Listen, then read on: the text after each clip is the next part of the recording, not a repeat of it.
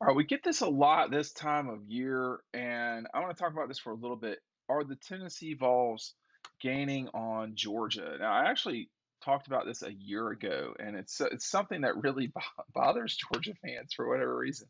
But let's really take a look at it because Tennessee a season ago definitely got better. I mean, if comparatively speaking to where they have been, and um,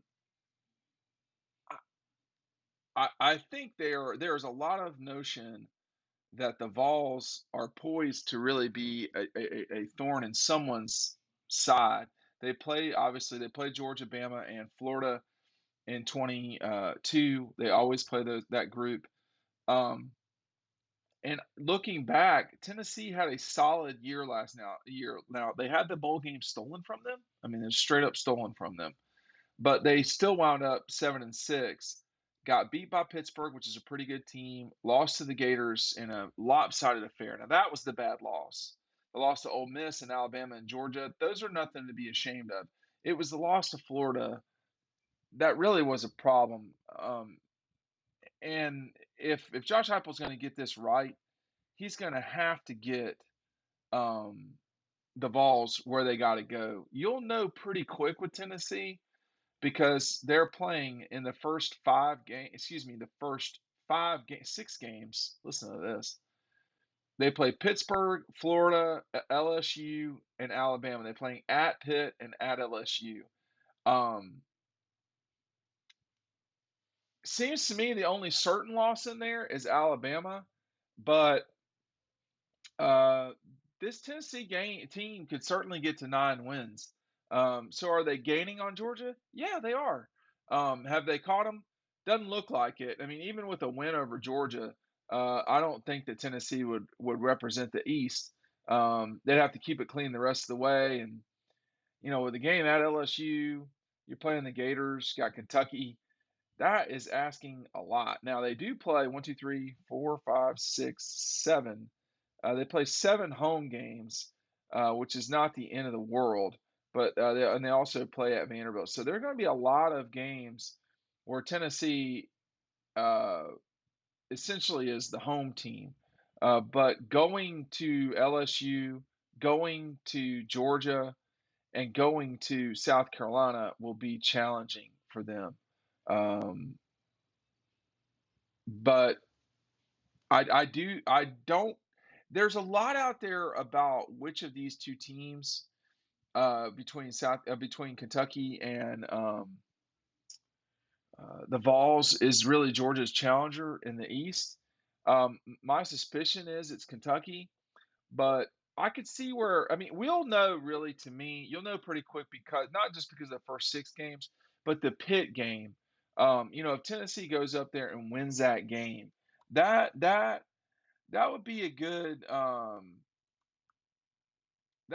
indicator of what's going on. Now, not gonna be Pittsburgh's not gonna be what they were a season ago. They've lost a first round draft pick. Um, and that's gonna be tougher for them to you know win the league or whatever like they did a season ago. I'm trying to see what the line is for this Tennessee Pitt game because that to me um, is an important one. Yeah, I mean, this sounds about right, I guess. I mean, Tennessee's a 3.5 point dog. That might be a little odd to me. I don't know. To Pittsburgh's done it. He's done a pretty good job up there, that coach. And Tennessee still got some issues too. And that's the part that I think folks kind of forget about is that as good as Tennessee did coming into the season, they're going to be a 3 point dog. Let's see here now. No, that okay. So Tennessee's a 3 point favorite at Pittsburgh. Okay, that sounds a little bit more correct. So they're going to be a 3 point favorite at Pitt. I think that should probably be a little bit tighter. I think it'd be very close, 1 or 2 point line for both those. They're going to be a 4 point favorite against the Gators at home.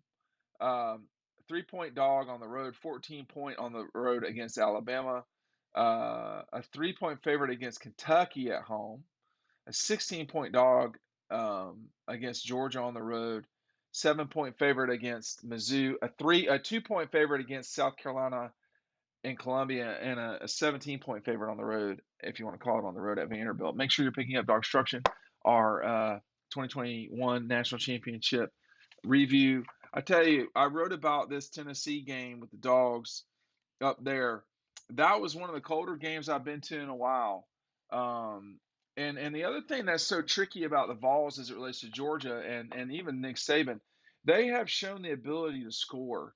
And they didn't really explode against Georgia a season ago. They lost 41-17, as you can see from the book. But they scored a little bit on Alabama. That game was competitive. And for a while, just like the Georgia Alabama game, Georgia Tennessee game was, but the Vols got outscored 52-24 against Alabama. So not the same score, but not so far off, really. I mean, from those two games, 100,000 people watched Alabama and Tennessee play in Tuscaloosa. That's a lot of people.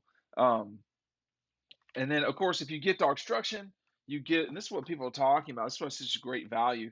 If you get DAWGSTRUCTION, you get our 2022 preview included for free. If you just want the preview, you can get a link down. The links are down below. Make sure you're picking it up. If you're in Athens, go on over. Mindy and Scott will handle everything over at Red Zone on Clayton. Clayton is a street above Broad, going away from campus. It's one block north of campus, um, and then you walk a block towards Atlanta, and you'll be at Red Zone. It's a great store. I don't know if um, Tennessee. I think Tennessee can beat Georgia.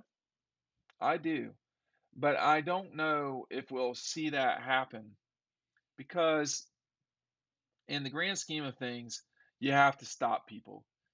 And Tennessee really hasn't shown its capability of stopping folks yet. That's a problem. A season ago, they allowed 41 to Pittsburgh, 38 to the Gators, 31 to Ole Miss, which is not hardly a crime, 52 to Alabama, 42 to Kentucky, 41 to Georgia, 48 to Purdue. Again, they got ripped off. It's too many points. And, that's going to be their problem when they come to Athens. Tennessee has played okay in Athens lately. Now let's rewind a little bit. In 2020, had a lead at the half. In 2018, they stuck in there pretty good with Jeremy's first team at Tennessee. In 16, they won on a Hail Mary. In 14, Georgia, Todd Gurley had to get a grinded out first down to keep Tennessee from coming back on the field. In 12, Aaron Murray and them outscored Tennessee. So Georgia's won those games with the exception of 16, and then in 10 that was kind of a blowout. 8 was a blowout. But Tennessee lately has played okay in Athens, to be honest. And if you're them, going to Georgia is not really any different than going to Alabama or going to Florida. I mean, Tennessee sees this. It's tough to play. It's not anything new. I mean, like last year they played at you know, at Florida, at Alabama, at Kentucky. You know, Georgia's plenty tough enough, but that's at Missouri. So they'll be all right. Let's see. Last year they played 3, 5. They played 8. They played 9 games in Tennessee last year, including that game where they got ripped off. But I'll tell you this about that bowl game: if you if you don't allow the other team to score 41 points, you're gonna win the game anyway.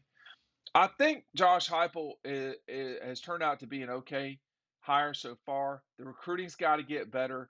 Can they beat Georgia? Yeah, they can because they when you score you can win.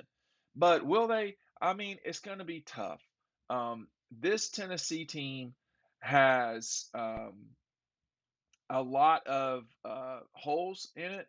they're gonna have to address the problems on the defensive side of the ball. If they don't, they stand no real chance against Georgia.